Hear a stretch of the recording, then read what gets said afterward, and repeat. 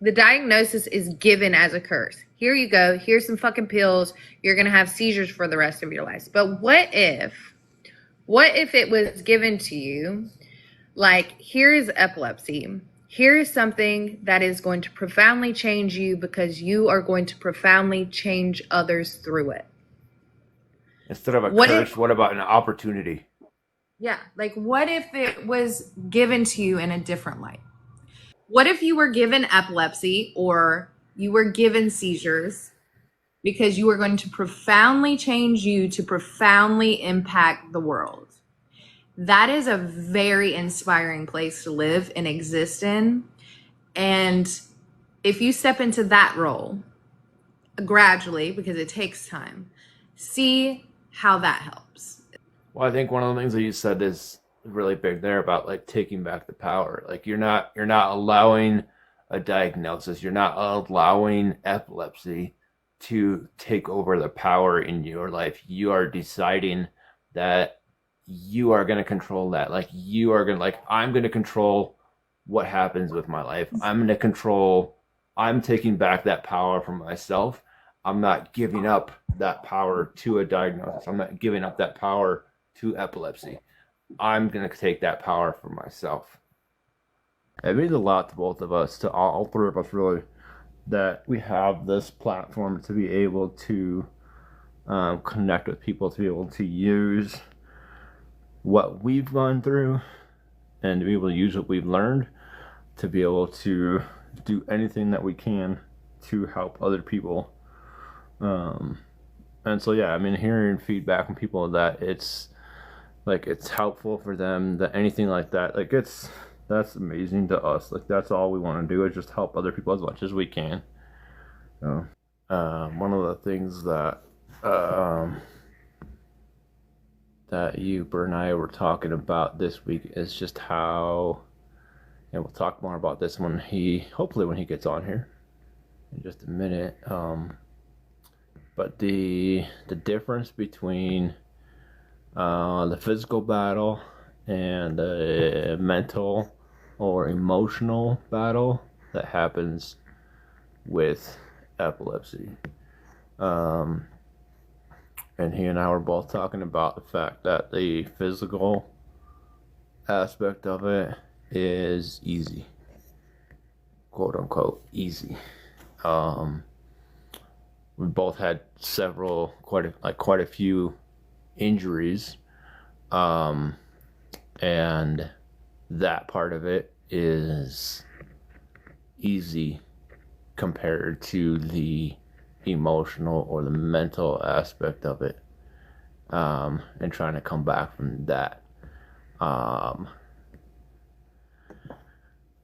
to come back from that part of it is a lot harder because you have to deal with the aspect of your mind is attacking itself in a way.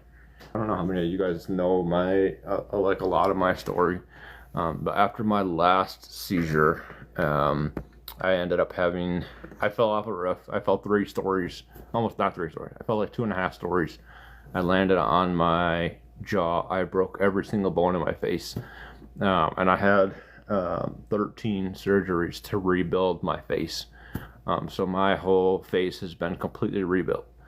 I have a scar that runs from here to here over top of my head, and a scar that runs from here to here underneath my jaw. But the physical battle coming back from that was nothing compared to the mental and emotional battle from coming back from that. Even just that aspect of it, it's a huge thing. Because when you have a seizure, and my seizures now are very infrequent. That was a little over 3 years ago now, and I haven't had one since then. So they're very infrequent at this point.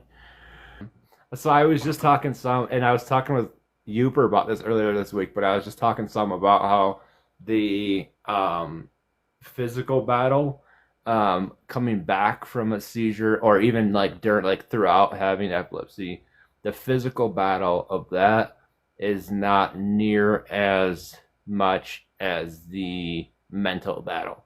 The mental battle is so much harder than what the physical battle is. And I was talking some just now about how after I had the seizure 3 years ago, I had like 13 surgeries to rebuild my face. But that part of it wasn't near as much as that physical battle is so much easier than what the mental battle is. So, Yeah, I think that's where resources like yoga and therapy come into a really big play to change the narrative of, we don't have to get stuck in that cycle of judging ourselves and like why is so a good question is why is it so hard after a seizure mentally? Like why is it? right, Because you're beating yourself up for something you cannot control. So what can you do next? How can you help yourself after a seizure recovery? And that is stop abusing yourself. That is accepting, like, hey, you have this, it's out of your control. And then with either breathing techniques, affirmations, or something you've learned in therapy to apply in that moment of you resting and recovering and redirecting the narrative. And that is how you get through that. Because it doesn't have to be hard. It absolutely does not have to be hard. Um, because you're already going to deal with the physical of recovery. So if you can be equipped with the mental training of it, it becomes easier. The more attached we are to the narrative of this is hard, it is absolutely going to be fucking hard. And I think that is a big thing of like, we need to switch that from like, this does not have to be hard. right, yes, Because the more we say, okay, seizure recovery is hard, then it just makes it okay, well this is going to be hard forever. No, it doesn't have to be hard. right, yeah. Um, and I don't know that it's not as hard when I first started out with it. It was way harder. It was, I mean, like I've talked about before. It was to the point of suicide for me. Yeah. Not I did not ever attempt that anything like that, but it was at the point where I was to that. Um, it's not there now. When I had this last seizure, it was not to that point.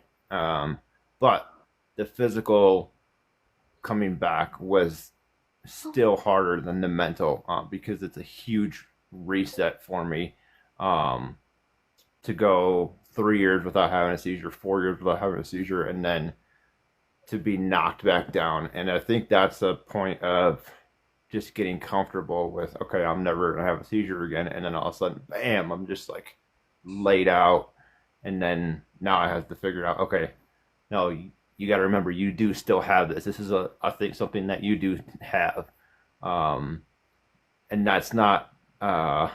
I think that's my mindset of I just get too comfortable with it, um, and maybe it's pride getting in the way of all right, I'm good. I got this. I don't have to deal with this anymore. And then uh, having to deal with the fact that no, you're right. You do still have to deal with this. So, Do you Oh think no, it's but then pride or oh, oh, I was gonna ask. Okay, hey Maya, I am doing good, and yeah, after a typical seizure, mental state is never the best because you feel out of control. Absolutely. Well, your brain is just like literally been shook the hell up. So your chemicals, your emotion, like everything has just been in a imbalance, like completely. right, Even your GABA receptors, like the things that literally bring you emotional stability, are not stable. They're the lower. Oh, um, your levels are off. So it's absolutely bringing emotions. Like it's valid to feel the way you feel. And I think if like we start with the narrative, this is like this is okay. How I'm feeling is okay. I'm accepting these things instead of how we wish it would be different. Like when we're like, damn, why does this have to be me? Like, why did I have to have a, like that? We have these narratives that go on, right? Like everybody's different, I'm sure, depending on the situation.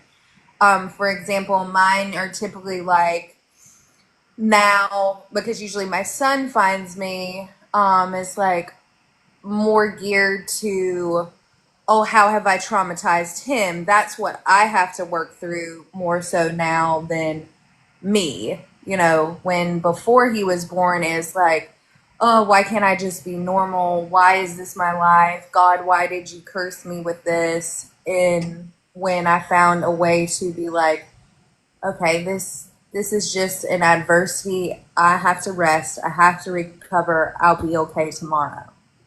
And those are things that I work with. Like, this is just what it is. And I think it is the expectations in my personal experience of anything. It's not even just epilepsy, it is life.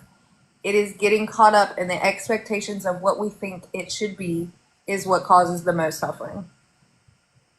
And that's just what you were saying. It's like you are now like in the expectation of I'm in good graces. Like my epilepsy is kind of tamed, it's in the back of my mind.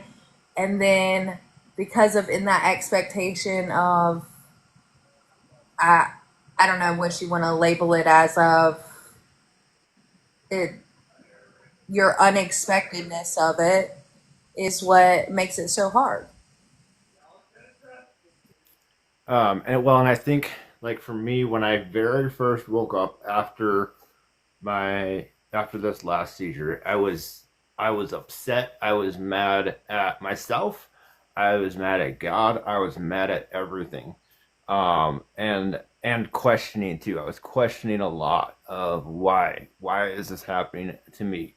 And then like I've talked about before, like it after I and like I can't say like this was like a 5 minute process because it wasn't. But after I had time to think about all of everything surrounding the situation and stuff, it changed to an attitude of gratefulness for being alive still because I shouldn't have survived that seizure. I shouldn't have survived that fall. There's no way.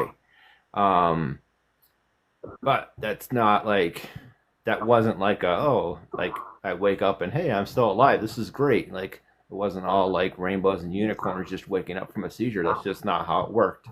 But to be able to get to that point is a lot quicker process than what it used to be because it used to be just a constant living my life in a dark place, and it's not that way now.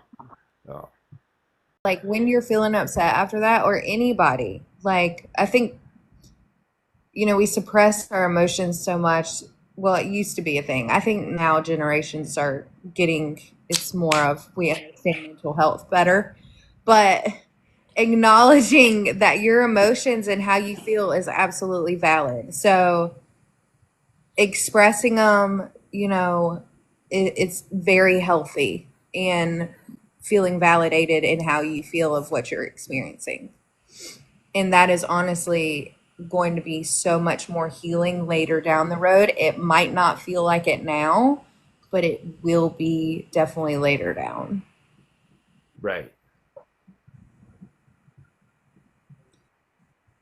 Yes, and Katie, that, oh, go and ahead. Katie, you said you have FND, don't you? Yeah. Yeah. So Katie has FND. Maya has FN she has epileptic and non-epileptic FND seizures. So she has both. Okay. Oh, wow. Okay. Yeah. So that's she's struggling with both. And you're still in high school, Maya, right? Like you're about to, let me see. I have Shadow in here. Shadow was diagnosed with PNES, which is basically the same thing as FND, just another name for it. Okay. Yeah. I don't know. When I was in the epileptic monitoring unit, I was hooked up to like an EEG, EKG, and then doing like multiple tests every day. So like the flashing lights test, which was awful. That's terrible. Yeah. Did you guys do Yeah. the flashing lights? Yeah. I can't remember if I have or not. It's terrible. It's freaking that itself just I never want to do that again. And then they do the sleep deprivation tests where like you have to stay up for 24 hours and you can't sleep and they'll see if like that triggers a seizure. It's Um, wild because they do, like when I was in there doing all these tests, they did all the things that are supposed to trigger seizures for you, and they didn't do anything to me at all. really? Nothing. Oh, And Uh, yeah, Old it's Rat crazy. said she and had another grandma, and she feels dismissed by others. Um, and yeah, that Your is. microphone's really muffled. I feel like seizures are because nobody, I mean, Mm-hmm. they take them seriously sometimes, but not in all cases. Like, I Yeah. feel like we are pretty much neglected when it comes to seizures because they're basically like, okay, here's medicine, see if it works. We're gonna take you to a neurologist. Like, go to the neurologist, do some tests, make sure you don't have brain damage. Oh, you can't drive for 3 months. Oh, you can't drive for the rest of your life. Like, and it's really just that. Like, it's just like straight to the point. They don't really like care to really get into it. I mean, you'll do like the studies, but sometimes it's hard to get into like the epileptic monitoring unit. Sometimes it's hard to like get into the neurologist and they just push you and push you and push you so far behind. It sucks. It sucks so bad. Like it took 3 months to get my diagnosis. I was in and out of the hospital for 3 months. I was in the EMU for like 2 weeks. And before that, I was in there for a month, like just so they could get me into the EMU. And then I was at my house with an E with all the EEG stuff all over my head. I looked bald. They glued my hair back and they wrapped it with that like mesh. What is that? Yeah. The like the bandage wrapping stuff. Yeah. You guys know what I'm talking about, right? Yeah.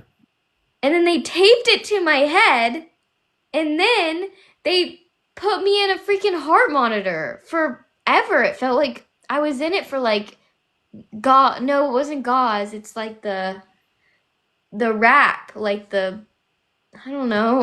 It's like a bandage wrap. Did you guys ever do an EMG before for nerve damage from your seizures? Where they Mm-mm. stick you with long needles? They stick you one by one. They stuck me in my legs and then they electrocuted me one by one on each leg in individual places. Oh Huh. no, that's neat though. Weird. No, it hurts. It hurts so bad. They electrocute you like with a It sounds little like thing, it Morgan, it's not since supposed to be fun. and then it's acupuncture. after they're done electrocuting you, there's a long needle, and they stick it in and then take it out. Stick it in, take it out. Stick it in, take it out in individual spots. It literally it feels I I can't. It feels like you're getting stuck by a freaking cactus a million times. Sweet. It's I've After never. I after I had all my surgeries, like I had a lot of nerve damage on my face. I still do, but I had a lot of nerve damage on my face, and there was a lot of like numbness and stuff. And so they would do testing like that, where they would like, they're like, okay, let me know when you can feel this. They'd be like touching my face, and they're like, like had me close my eyes and stuff, and I wouldn't say anything. I couldn't feel it at all. And so then they were like, they stuck me with a needle a couple times, and like, no, like, you don't feel that? I'm like, nope. And they're like, and they're like, oh wait, you're bleeding. I was like, and then the nurse that did it, she felt really bad because like she made me bleed and she had stuck me with a needle and I couldn't feel it at all. oh god. Um, but it was wild. Most of the feeling has come back, but Yeah. not all of it. Spoiled Brat said, do y'all struggle? I don't say y'all, so I got to read it different. Do you guys struggle on the seizure meds? I did. She said, so I did for the I, first few, and then Seroquel really worked for me. I I, go ahead. My seizure medicines, I'm not entirely sure if they do anything. They might.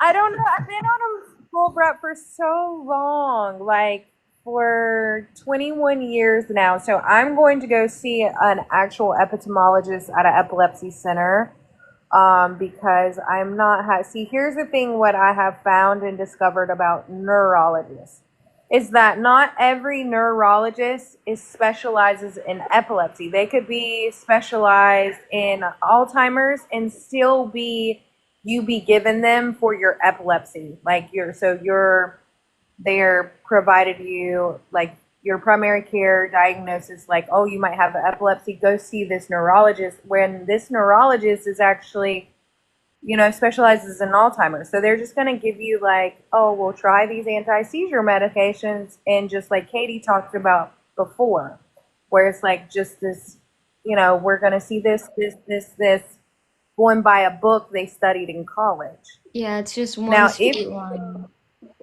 if you go see an epitomologist, they are actually specializing in epilepsy and in seizures. And that's where I'm at now, because I'm just like, I'm 36 now. We've been doing this for 21 years. If I have more research and more knowledge about how the body, and I don't want to say that I am actually a doctor because I am not, but when doctors do not take into consideration like hormones, and they do not take into consideration your gut, and they do not take into consideration your circadian rhythm and all these things that do impact the brain, because the brain impacts the whole body. Yeah, Your so brain we're can do crazy things. Crazy things that you wouldn't even freaking. It's crazy. yeah, like me and Maya have the same thing, juvenile myclonic epilepsy. So literally Okay. one little spasm, like one little micro seizure, can like impact one part of our body. It could be just like an arm, it could be two arms, it could be both our legs, and then we're like falling into something. Or if once I'm holding a gallon of milk, it's like throwing it up in the air. It's so crazy, like just the tiny parts. And then you You have have like consciousness, like full consciousness while you. so yeah, it's so fast. They're so rapid that it's like Crazy. it's almost a split of unawareness, but it's so fast you're Hey, aware of Queen. it. A hiccup, like it's Like, either like yeah. Tourette like tics, or hiccups is kind of how I try to explain to people. They're involuntary muscle movements. So people have them regardless, but these are actually from seizures in the brain. I like when I have a seizure, I lose all my consciousness, but because of my seizures, I have tics. Yeah, and if you're on medicine too, that will cause it as well, I think. Oh, hold on. I'm losing comments because I talk too much. Yeah, a lot of the medication has that as a side effect, and actually the ticks are like technically they're classified as being seizures. They're just Really? a Like different even kind. like Yeah, when I like yeah, twitch really bad, like my twitches are like yeah. And I mean, episode. all it is it's an uncontrolled movement of your body that you're not consciously deciding to do that. So technically, it is classified as a seizure. When Yeah, you it's guys have like the tics, does like because you don't want to do it right, like in your brain, you're like, what the fuck is about to happen? Because you like feel it in your body, and you're like, it's it for me. It's like a tickle. It's like a tickle, and I'm like, oh, I know it's gonna happen, and I know I'm gonna look ugly because now I'm about to take out, and it makes me so fucking embarrassed those because are yeah, those are myclonic seizures that I have. they are possibly the most annoying, aggravating things that, and Hi, Scarlett. um, I think they're more in, those will have me more embarrassed than a tonic-clonic full-out seizure. Like, and it's just because it's more frustrating because it's doing it and I can't control my thoughts. I can't control my breath. The only thing I can do is like when I'm in it, like when they start, is go ahead into the routine that I do, which is like laying down, child's pose, breathing, taking a moment, or if they are really like aggravated, then I'll take rescue medication and lay down.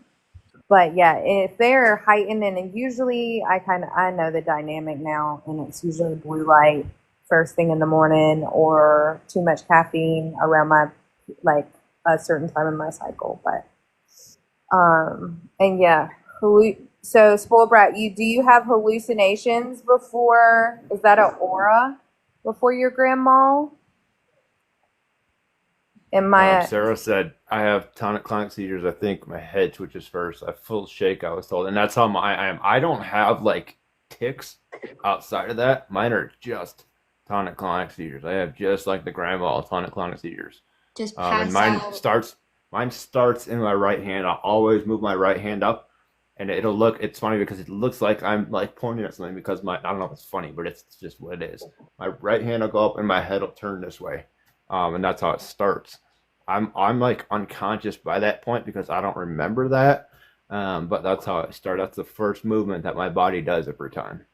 So, Oh Maya, that's awesome. I know I should never say like seizures are awesome, but if I could choose for my myoclonics to happen, it would be usually in my sleep and just as I wake and falling asleep.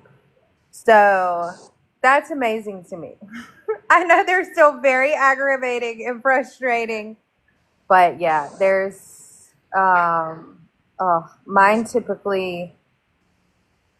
mine are always like geared towards light. Like it's a circadian thing. So now that I work so much with computer, they have elevated. That is the one thing that has elevated throughout what I'm doing as far as being a yoga teacher or what I'm doing depending on career base. Like in a high school, very much was just in the morning waking up for school, or I would have them maybe at night. So my same kind of thing. But then when it got into college or working full time accounting, 40 hours a week, it would be how much blue light I was intaking or looking at the screen.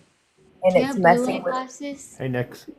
I do, but they don't work. That I have to wear literally sunglasses, like these weird sunglass things. Like they're not. But I've been out in the jungle all day, so I'm not worried. I've been literally like in the rainforest, so it's been minimal screen time for me. Sounds amazing. Um, Good. yeah. But if I'm staring at a screen all day, then it will absolutely aggravate me. Wait, So working in a rainforest? yeah, I'm in Puerto Rico. I've been in the rainforest all day. That's amazing. I feel like someone's fighting outside of my house right now. At least There's it's someone outside of your screaming. house. There's someone screaming on the street. Did you guys not hear that? I can't hear it now. No. No. They're being crazy out there. Well, y'all, I wanted to pop in and say hello, but I'm Yeah. Yeah. gonna get out of here now. Sweet. Okay. Well, it was nice seeing you guys. Yeah, you too. I shall see you guys next Saturday. When did Thank you you. have last grandma? Because you said you've been seizure free for a while, and then you just had this fairly recent one. 3/23. Let's see. Is that 2023? And um Maya asked, what do you guys do when it comes to advocacy with doctors? This is a huge issue for me recently. All right, so advocating for yourself, like to your doctors? Okay, and you've had several smaller ones since. Spoiled brat. Um, I'll finish her up and then we'll get back to Maya. So I understand, like, especially you've been oh, a long time without one. So then them coming back, do you think it's due to a different stage of your life, like being a woman? Like, have you ever taken it into that consideration?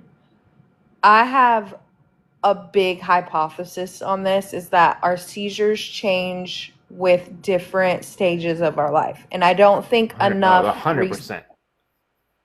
enough research is done with this because, well, first of all, it's a male society. It still is, always will be, until women take over. But I fully believe, even like when our hormones are always changing, and even kind of when they go away, we still have other things underlying. But I wonder if you've ever brought up that to your doc. No, I've been through menopause since I was 4. Yeah, so even still, like, so how, so even going through that stage, there's something that changes. I didn't know if you asked your doctor about it or looked into it, or if there's anything, let's see, 2023.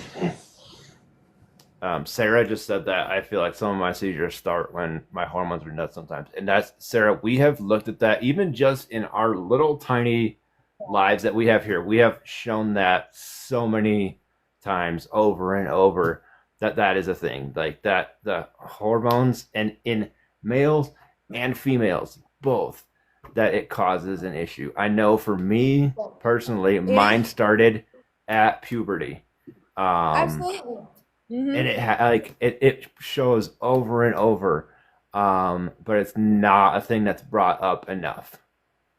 No, and it's study, and if your gut health is off, if everything also impacts your hormones. So your gut health is your biggest one that impacts your hormone imbalance, or and it's not just like your sex hormones, like you have other, like the main sex, there's other sex hormones other than the ones that they preach about a lot. So I would just do a little bit more digging than the time that I have on here to talk about it, or you can reach out to me, or I can send you.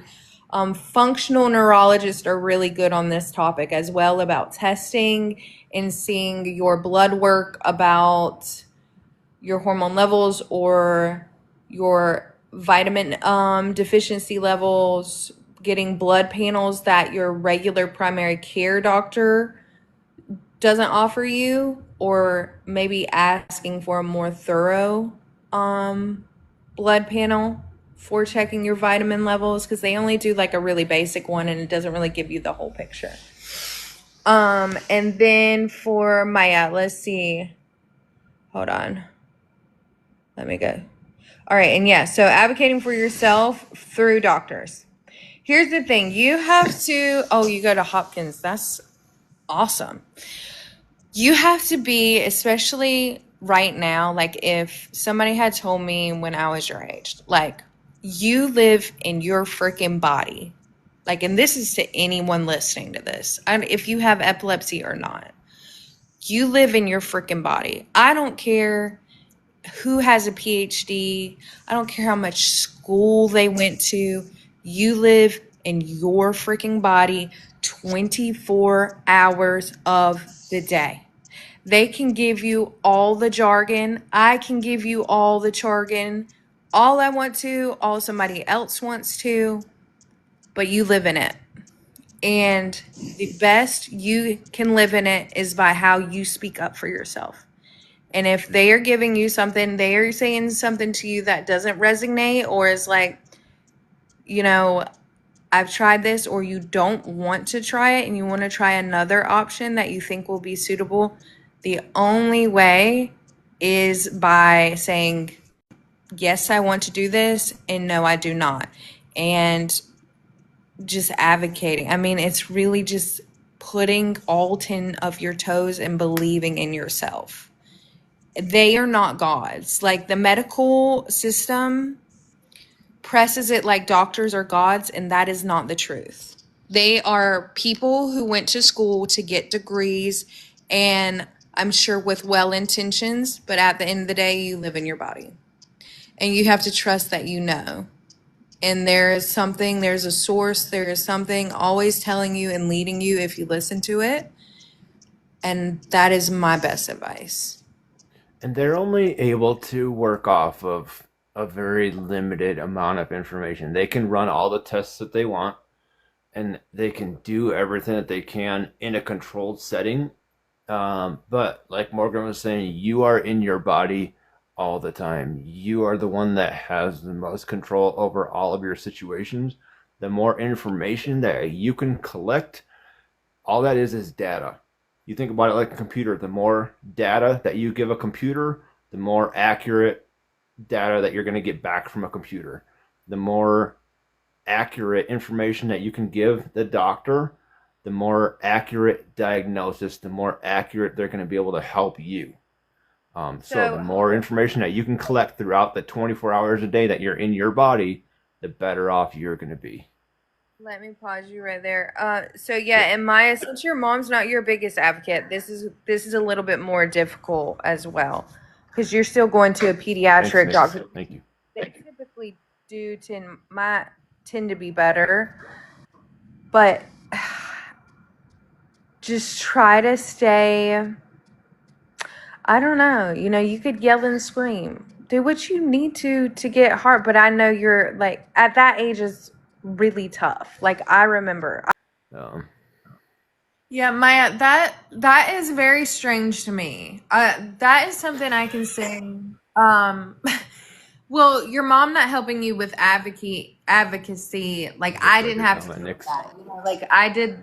It was kind of the opposite. Like she was too much. Like the devil in her eyes. Like fix my child too much, and like made me feel broken in a way. So.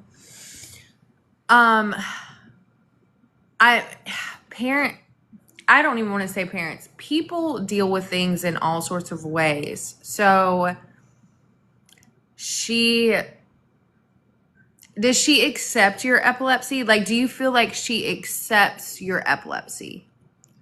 Or she just, you know, like going along with the motions because you've had it since a child, right? I mean, like, were you born? You've had it very young. And spoiled brat, has stress ever been the reason told to you for a grandma? Yes, stress has been one of the reasons that a trigger that can do it. And I know a lot of people have even epileptic and non-epileptic seizures doctors give the answer of stress can cause these. Mine is sleep and stress for the most part, I would think. I'm not entirely sure. No, I don't think that's actually true. Mine is definitely food, diet, and hormones. Because I can be stressed the hell out a whole ass week on a manic episode and be fine. And then in the same way, in a different week of my cycle, that is when I'll have a seizure. So I don't necessarily think stress and sleep. I think those are basic ass answers with very little research done. And so they're giving just the basics. I think stress along with something else may do that, but I don't think that's in itself not the root cause. Is a root cause. Yeah, I don't think that in itself is going to cause a seizure.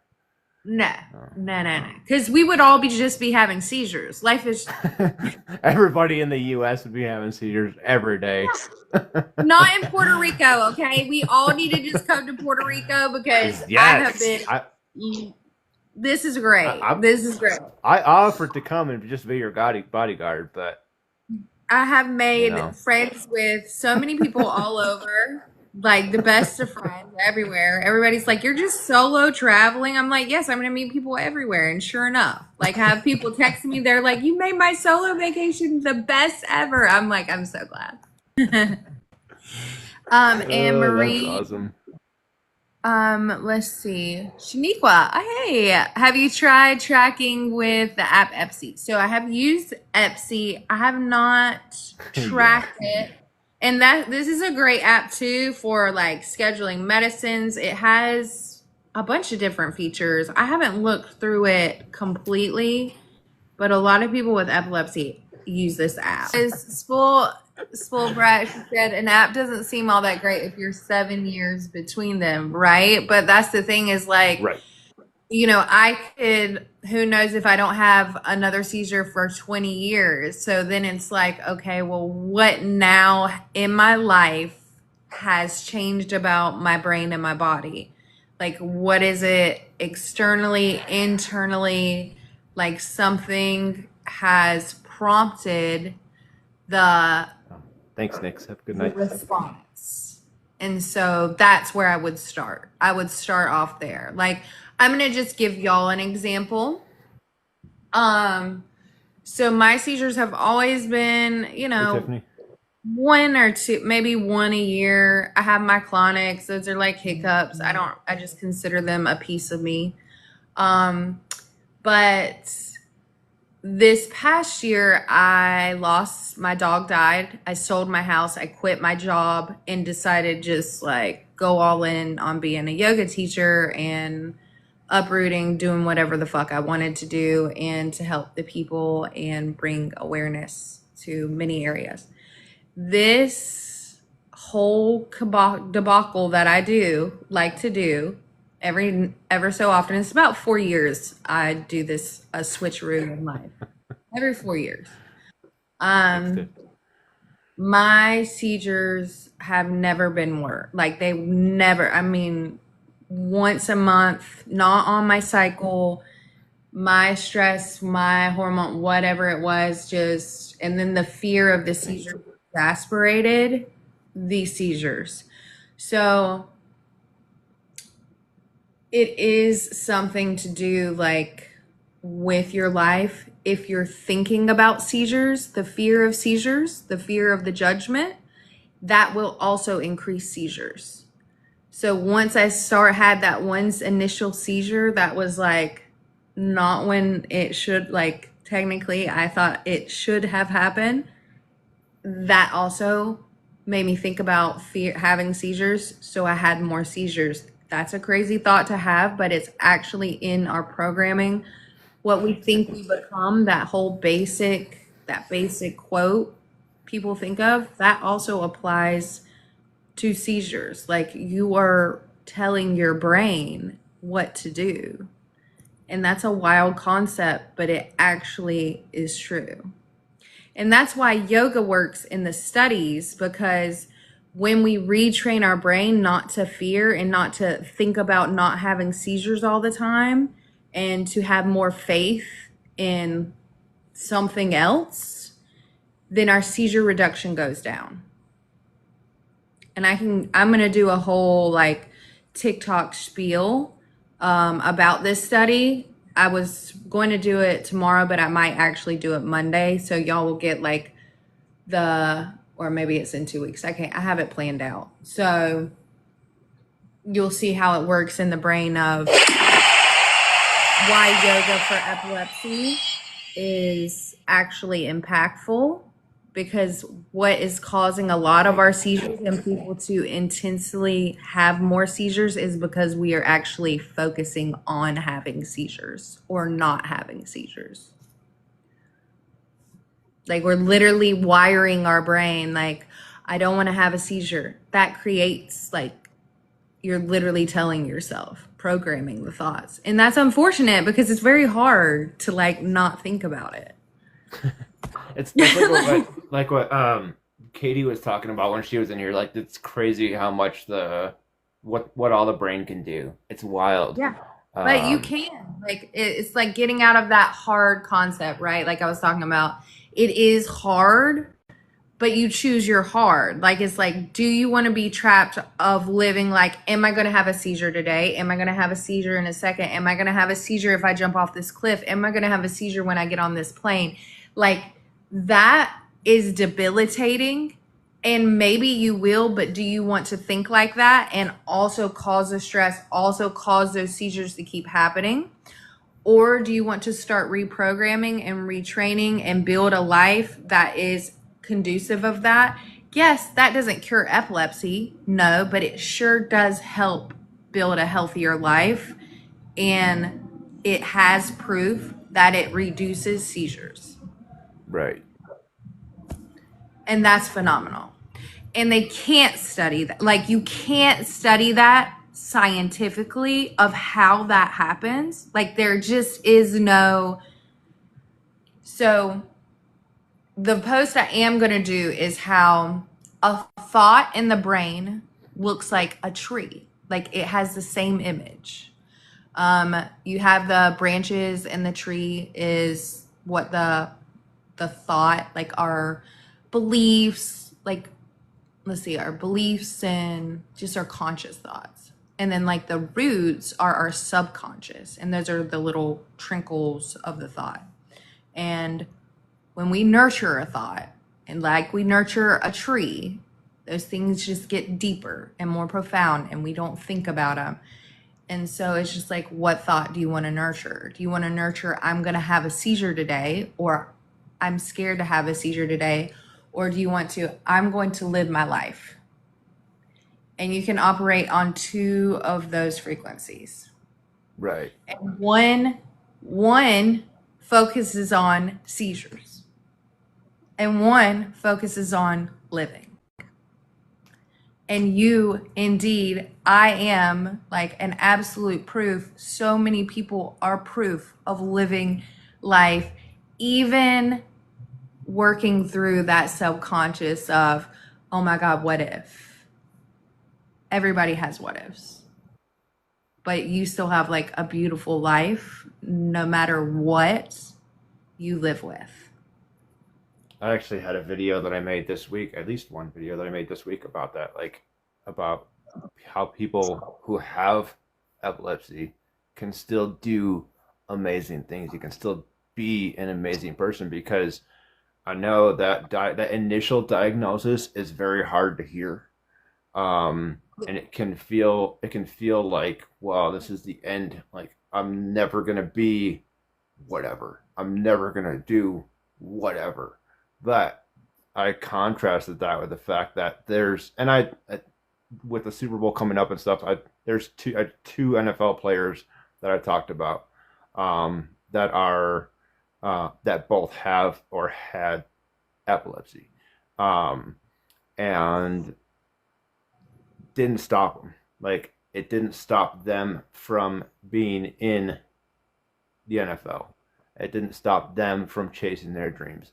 It didn't stop me from coming on here and doing things like this. I was like, I'm nobody really. I'm just some dude that comes on here and makes videos. But there's also people that do things that a lot of people look at. People that are out on the main stage of what people see. They're out on TV and everything like that every day. And people get to see that. And people, it like a diagnosis doesn't have to stop you. It does if you let it. If you decide that that's what's going to stop you, then yes, it absolutely will stop you, but it doesn't have to. Yeah, Maya, no, it's not going to. Your epilepsy will help you, honestly, in becoming a neurophysician's assistant because you're going to have a lot of empathy for the patients. So Yeah. you will actually be an amazing neurophysician's assistant because you are going to have an insight into what they are dealing with, and you're going to have such an impact on them, especially what they're going through. So I have no doubt about that. And I would not even question at all about how amazing and efficient you're going to be in that path and whatever path you go down. Honestly, a lot of people see, just like I did, as epilepsy is a curse. All right. It's something that was cursed upon us, especially in the diagnosis, because the diagnosis is given as a curse. Here you go. Here's some fucking pills. You're going to have seizures for the rest of your life. But what if it was given to you like, here is epilepsy. Here is something that is going to profoundly change you because you are going to profoundly change others through it. Instead of a What curse, if, what about an opportunity? yeah, like what if it was given to you in a different light? You don't, seizures might be cured later down. We almost have robots. Elon Musk is a crazy person, okay? You never know. You might have different types of brains, okay? So if we just get rid of, like, you'll have seizures the rest of your life because you have no clue about that. Get rid of that completely. Get rid of having a seizure tomorrow. What if you were given epilepsy or you were given seizures because you were going to profoundly change you to profoundly impact the world? That is a very inspiring place to live and exist in. And if you step into that role, gradually, because it takes time, see how that helps. Is like, there's two different frequencies there. It's an initial decision that you have to make of, all right, I can still do whatever I want. I can still, like Sandy said, I can be open minded. I can do a lot of things. I can still do so much with this, but even though that's an initial decision, like you said, it's a gradual process too of then accepting that decision and accepting the fact that, you know what, I can do this. Like you say it and you say it enough times in your head that then you're like, all right, now I actually believe it. Like Yeah. it's Like, convincing yourself. So well, epilepsy isn't the driving force. You are, you know, either epilepsy will rule your life or you rule it. And that's what you want to do, is like, you want to be the driving force of your life. And epilepsy is just a piece of your story.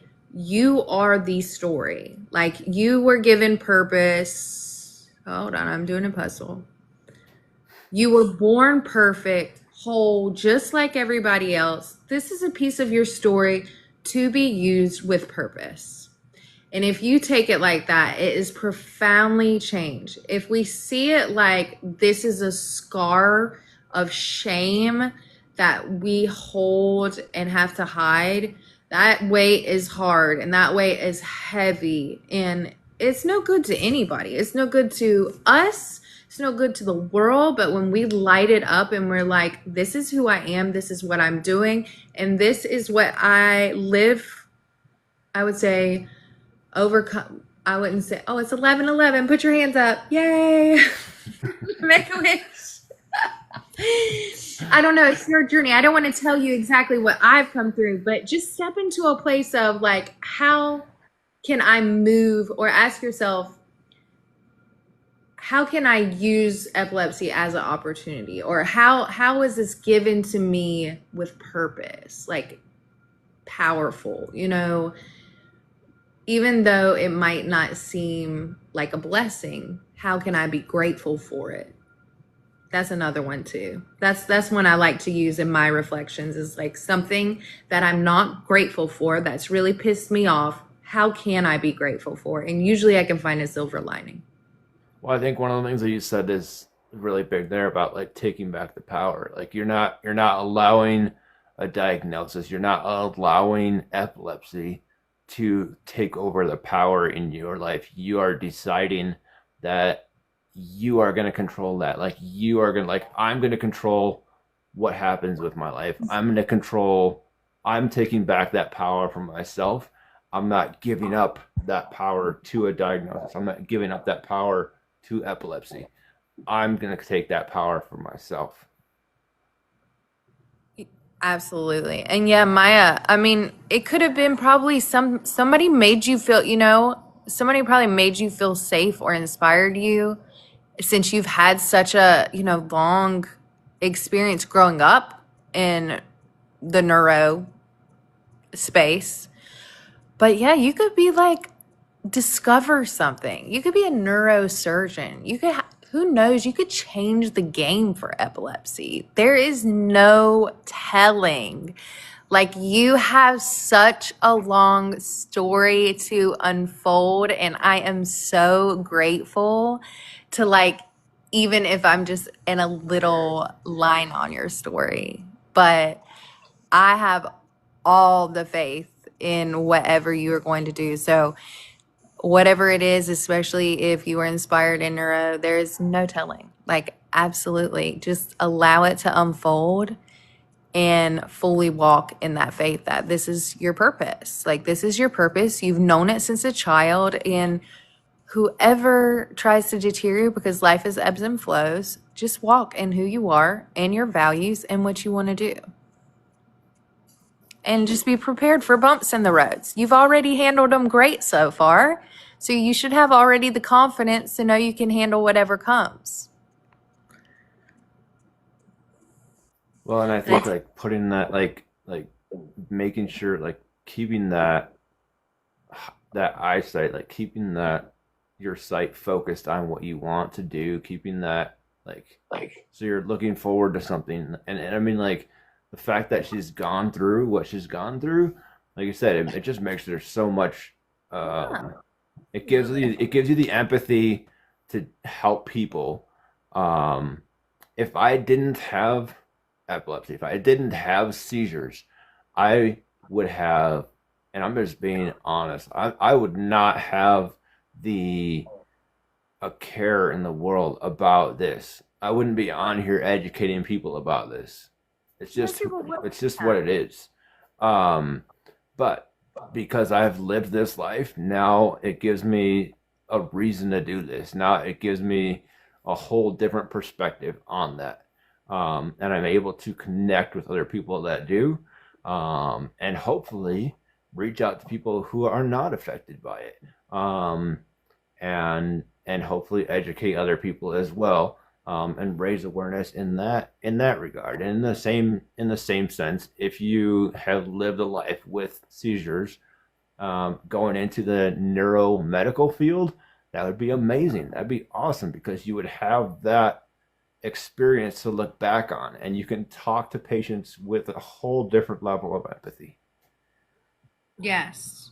And you know what your patient, like you as a patient, you know what patients are actually missing and are going to be so much more efficient and successful with in a different level. So, yes, Maya, you've got this. And I appreciate you too, for sure. And all of you here, we're so glad that you are in this community for sure. And Tiffany, I forgot to say thank you for all the gifts that you sent earlier. If you're still in here, but I am a few hours ahead, so I am going to hop off now Yeah. to get some sleep before I have a wedding tomorrow to go to. So